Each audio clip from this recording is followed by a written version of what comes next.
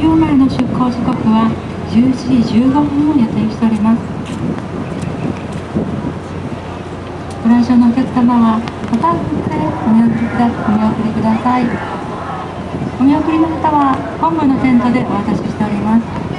なお、この方は後ほど回収させていただきますが、どうぞよろしくお願いいたします。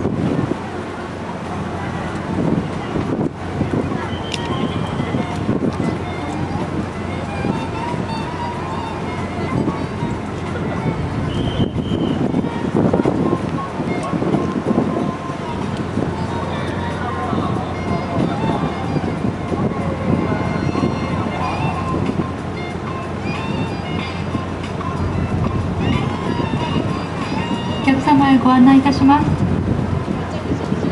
本日海洋丸は11時15分の出港を予定しております。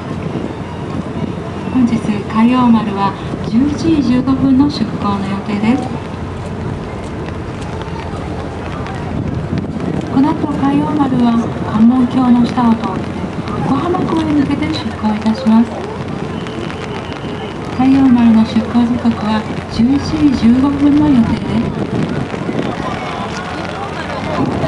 海洋丸は関門橋の下を通って横浜港に向けて出港いたします。ご来場のお客様、ぜひボタンを振って海洋丸をお見送りください。なお、この方は後ほど回収させていただきますが、どうぞよろしくお願いいたします。